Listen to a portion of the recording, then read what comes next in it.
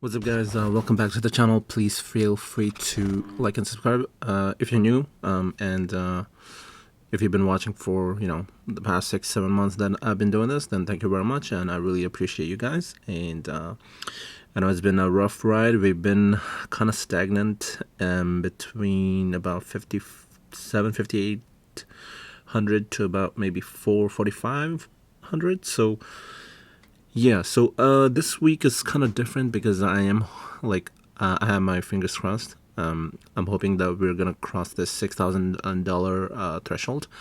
A few reasons why. So before we get into the daily update and all that, and I also have a company that I've been looking at for a while, and yeah. So before that, so why am I expecting us to hit 6K? So I'm not going to inject any new fresh cash, any new capital, so that's off the table. I'm still kind of on the sideline with the other portfolio account that I'm trying to make just for the US stocks, so I don't pay too much spread. And yeah, because if I make like 1,000, 10,000, if I invest like that $1,000 and make 10,000 in maybe a year or so, then I'm gonna have to pay a lot in fees. So I don't want to do that. So I'd rather just pay to buy stocks, like $4 or $5 per trade. That's fine with me. Okay, that's that, and I'm waiting for that account to set up. Okay, so the next was the company is Questrade. It's I think it's only in Canada, so it's a really good tool, great tool. Still learning about the insides and outs of how to use it. So yeah, so once I put some cash there, I'll be able to trade US stocks, and I have a few stocks in mind. So yeah, right. The next reason why I'm expecting us to hit 6K by the end of this year. Oh no, by the end of this week. Why am I saying end of this year? Okay. Right. So HUT. If you've noticed, HUT, it's been moving without any Bitcoin effect, really, because Bitcoin's been kind of stagnant at between 32 to 34, 35. Yeah, 35. This week, I mean, so there's no effect with that. So it's just moving on momentum, and it's just with the volume and the exposure to NASDAQ. What we were hoping is actually happening. So now, so we're, I can't believe we're all the way back to like $6.70, almost $7 right now. Today we did hit, what did we hit? Like, yeah, almost $7. Yeah. So anyways, right. So I'm expecting these crypto miners to move up progressively and just on momentum base, and we will hit 6K. Well, yeah, 6K by the end of this by end of Friday. So generally that's the main reason, because if Bitcoin just goes up, then all these companies are going to go up too. So, and the other reason is also DIGIHOST has been kind of on the down and down lately, but fear not, it should move up, because if you've been invested in DIGIHOST, this puppy can move. So yeah, just got to be patient with it. I'm just gonna leave it at that. So yeah, pretty much my reason for expecting us to hit 6K is pretty much the crypto side moving up, and yeah, because we've been seeing really good moments with just Bitfarm and HUT without any. Well, of course, there's news, but without any Bitcoin progression.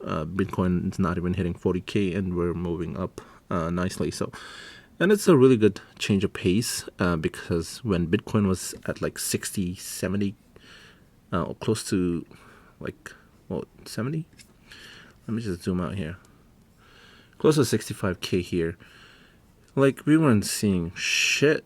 Like, it wasn't moving. Like, nothing. It was not moving. Like, from 35 to 64, we didn't see much. We didn't see any movement. Like, honestly, I mean, maybe just the Marathon and Riot, they were moving, but HUT, HIVE, Bitfarm, they weren't moving anything. They didn't move. Like, let's just be honest now. Come on.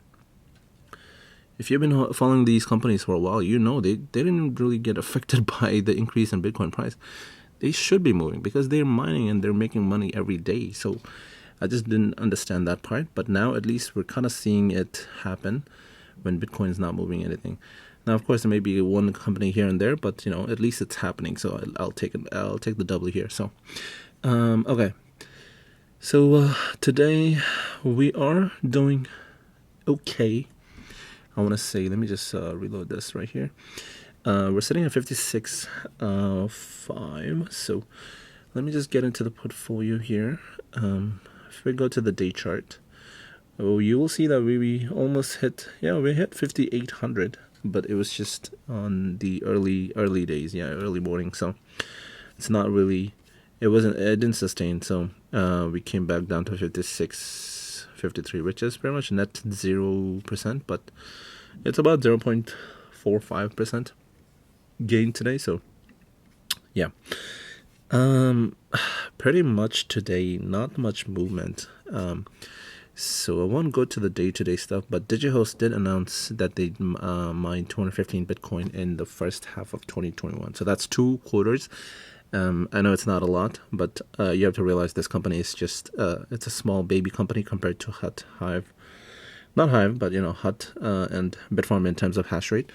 So yeah, keep that in mind. And they did have about 200 petahash last time. So I didn't see any update on their hash rate, but I know that they are going to get, by Q4, they'll add about 900 or so petahash and end up with 1.14 exahash. So that's, of course, if everything is delivered on time and everything is installed on time. So that's that. And they have now a hodl of about 351 Bitcoin, and they are hodling some ETH as well. So let's just go through the metrics, the numbers for this 6 month, half a year lookup here. So during the month of June, let's see, hodl by 38 Bitcoin, bringing up to 351, 6th month of 2021. Yep. So DIGIHOST mined a total of 215 Bitcoin, with 109 Bitcoin mined during Q2 and 105 mined during Q1. So we are seeing some increase here. Now Q3 is going to be different because, of course, with the Chinese miners moving out and getting kicked out, that network, let's just say reshuffling, we should see more BTC mined in Q3, irrespective of any hash rate increase they might have. It'll increase I want to say 20-30%. So yeah. So during this second quarter, the company received BTC in consideration of the sale of older generation miners. So that's kind of like just kicking the old, taking the old, selling them on the open market, and then just getting the newer miners and just the more efficient miners and using them. So they won't affect. Although the older miners wouldn't have that high of a hash rate, but it's gonna be it's a recycling thing. So yeah. So what they did was they bought the BTC from that sale to buy Ethereum. So they have 563 Ethereum.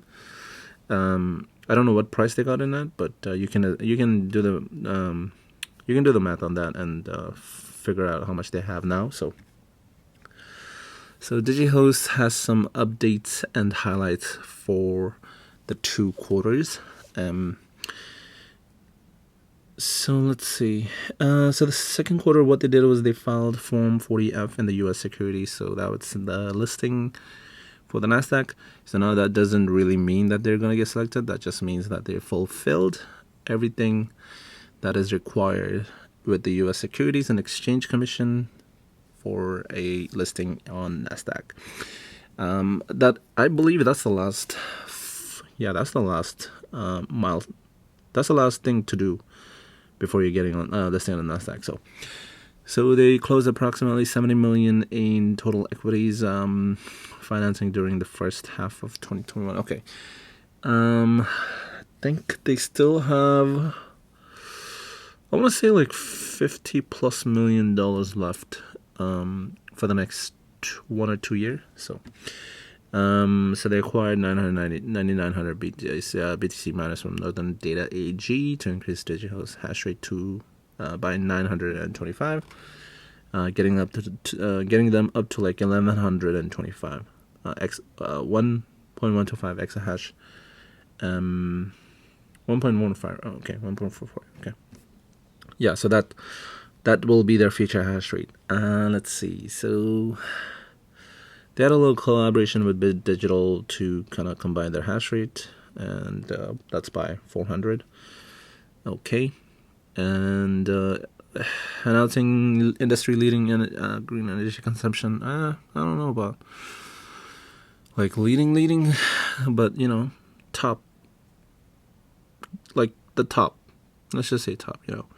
With over 90% of the energy consumed by companies originating from sources that create net zero carbon emission, and more than 50% of the energy consumed by the company generated from renewable resources. Okay, they still have that little percentage where they're using coal and stuff like that, but I think that's really, really like they probably just phase that out already by now if they're like really gonna go through with this green initiative. And they already created this right here, DigiGreen initiative, and hired a what do they call him? CREO, Chief Renewable Energy Officer. So, yeah, I mean, it's just my opinion, but I don't think that position is like useful. Like you could literally just give that position to someone either within the company, and just that could literally do the job pretty much. He just has to be mindful, like, and just create a environment, like just where you're mindful of doing more green stuff within the entire company, just the staff and everyone. So I think that should do it. I mean, having someone like just for that role, I don't see it being that useful, but that's just my opinion. I mean, of course they see it different, so that's why they have it. So and of course I could be wrong. They could be definitely right about that. I don't know much about what the hell is going on within the company staff and all that stuff. So yeah, like I said, that's just my opinion. I just personally don't see it being that useful. So yeah, it could be just like a fluff position. So so they're diverse. Okay, yeah, they just bought it. They bought it. Just being diversified. Okay. Blah blah blah. CEO, new CV. Okay, yeah. Other than that, the CEO just has a statement here, restating everything in here. So, right. I don't know why it kind of sounds like I'm negative, but I'm not. I'm just, I just don't see the point of having like that position for just green initiative. But anyways, moving on from DigiHost, I do have a company that is in here. If you didn't notice, right here, ASTRA. So ASTRA was previously a SPAC, Holicity, ticker symbol HOL, and I've been on Holicity for a minute. I think a few weeks before, maybe a week before ARK. Let's just say a few weeks before ARK started doing this ARK X space exploration and innovation ETF, and there was like huge hype of like maybe they'll add this company, that company, that, like, and it was just a total turnaround from what they actually added. Like, yeah, of course they added some companies for like space exploration, like Lockheed Martin. Sure, I mean, yeah, I could see that. Kratos, like defense and security. Okay, like some of the other companies here, like Amazon. I don't know. Boeing, sure. Spirit Air System. Okay, that's, yeah. Netflix. what are we? I don't know. What? Maybe it's just on this innovation part that they're investing in here, but I thought it's just going to be focused on just space exploration. But Honeywell, what? Raven, okay. Garmin, okay. I mean GPS, satellite, yeah, okay, that makes sense. They don't have any like the space specific like rocket. That company. There was Jaws Spitfire. Jaws Spitfire SPFR is let me just I forgot the SPFR. It is before I look. Can I know? No, I don't. I forgot. Okay. Willow 3D. Okay, that's a 3D company. It wasn't that. Where was it? Where did it go? Where did it go?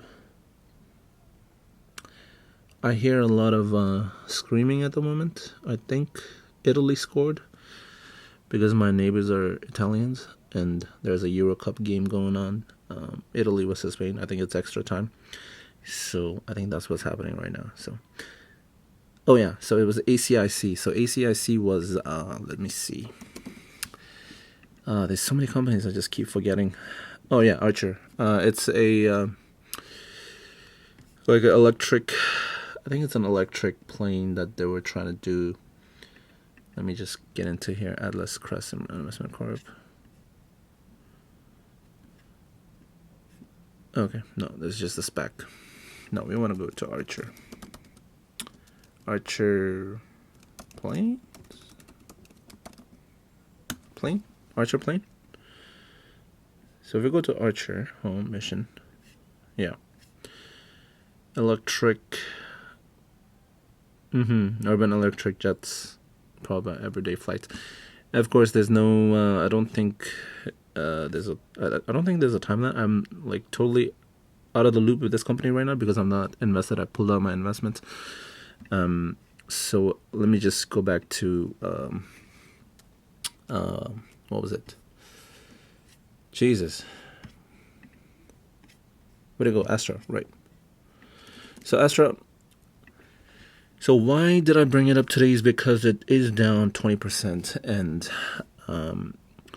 it was July 1st. So it's not even like a week that they started becoming their own company. They moved on from the merger and they got like $500 million in cash, and it really makes sense for ASTRA and space companies to really just go through specs because they need the capital and they need a capital injection if they're gonna do huge expensive projects like rocket building. So what they're trying to do is just pretty much build cheaper rockets for I believe it's low orbit, and yeah. And they are a launch satellite launch service, and their cost was about 2 point something million. And right now their spaceport, they only have one spaceport at the moment, and it's in Kodiak. What is it? Kodiak, Alaska. And their headquarters is in Alameda, so that's like just in the Bay Area. So they just literally just ship it all the way to Alaska. Once they build it. So they have a huge 30,000 square foot facility. I believe they're moving it up to 150 or a 200,000 square foot facility. So yeah, definitely there's the progress, and this company right now they do have a launch coming up in August, and that will be their third or fourth, maybe fifth or sixth launch that's going to happen. So yeah, the company has huge ambitions. I mean, within the next year or so, they're trying to do weekly launches, and then by 2025, they want to do it consistently. So definitely, it's a long-term hold. So that's why I am kind of introducing it to you. If you didn't know, I mean, if you've been watching other YouTubers, then obviously you would know and you would be aware of it. So just for those people who didn't know, and Today is kind of on a good discount. I mean, it did shoot up to 15. Let's just look right here. So 16.95 high.